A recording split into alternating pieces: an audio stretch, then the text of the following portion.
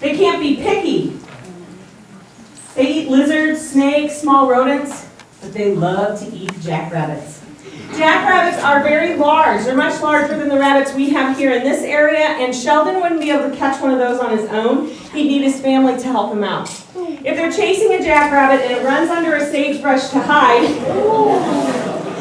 sir, they share the food, but not only do they share it, the babies get to eat first. Trees. But the Harris hawk knows that his mom and dad and his sister are in deplorable conditions.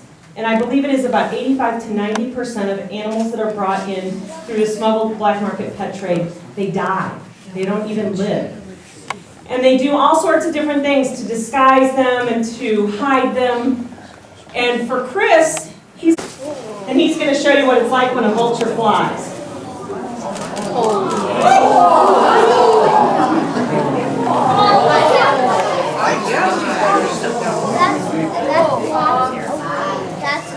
It's pretty impressive. And I know that as he flies over your heads today, he's going to look very, very large. But believe it or not, for a vulture over in Africa, he's quite small. In fact, he's small enough that when you consider the other scavengers that he has to compete with over in Africa, he's small enough that he has to wait until everybody else eats before he gets to eat. So if a wildebeest dies, the size of softballs or grapefruits in our head. We'd look pretty funny walking around with softball-sized eyes, wouldn't we? But you'd be able to see really well at night because she can see about 100 times better than we can at night. 100 times better. We can put that into perspective for you.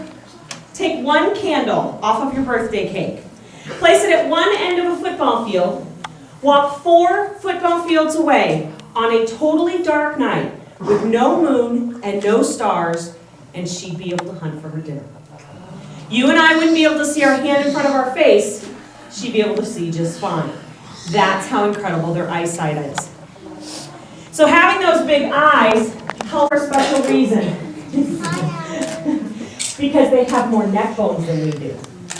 We're mammals. All mammals, the tallest giraffe, the tiniest mouse, have 7 neck bones.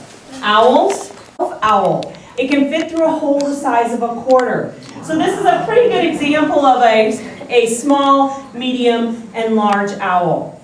So remember, when you see a small animal, it doesn't necessarily mean it's a baby.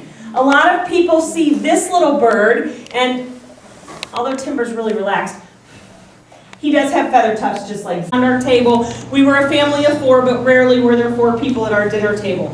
Mom fed whoever was there. It's the same case with birds. If there's a mouth in that nest asking to be fed, she'll feed it. She'll take care of it. She'll be the best foster mom she could ever be. So have Mother Nature help them out. It's way better than us trying to help them out. So you can help them. He's really cute. And we often, with this little bird, people want to have them as a pet because they think they're so adorable. He has a lot to say about that. But remember, they don't make good pets, and it is against the law. An owl, and her name is Minerva. Minerva just turned a year old on February 13th. So she is our rookie of the year. She's only been doing, and she was raised around people, so she is very used already at this young of age, very used to being around lots of people and lots of commotion. In fact, we were lucky enough that on Friday, she made her debut on TV here in Minnesota. She went to the KARE 11 studio and actually flew in their studio for the end of their morning news, and she did a fantastic job for us. Barn owls and most owls, I should say, have silent flight because they want to sneak up on their prey at night. Silent flight is extremely important for them, so we would like to prove to you that owls have silent flight today, and that is obviously we're going to continue to fly her, but I want you to listen. You're listening for the sound of wing beats. To help you listen today, I want everybody to sit as still as they can, and I want you to close your eyes. I'll tell you when you can open them. Go ahead and close them.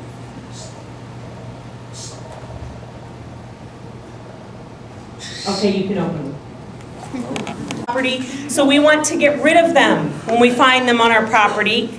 And most people put out poison to get rid of a mouse. But what they don't realize is that when you put out poison to get rid of a mouse, the mouse doesn't. To impress the ladies, male battlers, eagles, actually do barrel rolls, somersaults, and sideways rolls in the air. They're capable of doing that because of the unusual shape of their feathers and their wings and their tail. Most eagles have a long tail, 6, 8, 10 inches long. You'll notice she's turning him around for you folks to see. Those black feathers that are sticking down, those are not his tail feathers. Those are actually the primary feathers on his wings. His tail is hidden underneath his wings. These birds are out in the wild and they're doing a service for us. Picking up the dead animals, eating mice and rats, eating bugs. We need to remember to help them out as well. And we can all make different changes, very simple changes in our lives to make a difference for wildlife. Simple things like recycling, we already talked about that. Turning off a light when you leave a room, conserve energy. Conserve water. Every living creature are extremely intelligent. Come here, buddy. And so we have trained Mischief to do many things over the years, but the most important thing that he does for us is fundraising. In fact, he's the best fundraiser we have at World Bird Sanctuary.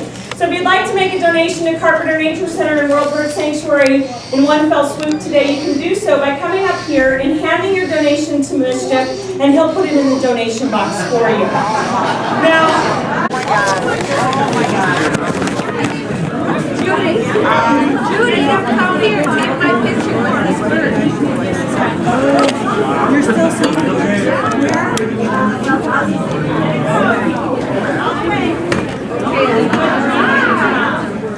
Oh yeah, she got to retire.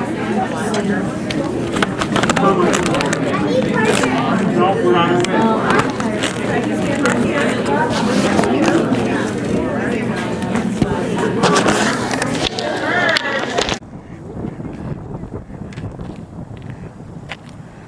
See the feathers? Did you see the feathers over here? Uh-huh. Feathers.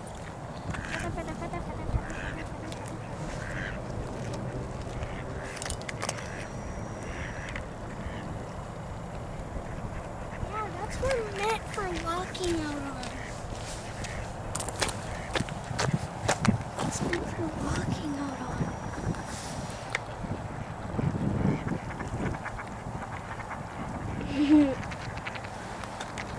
Look at them. They're funny.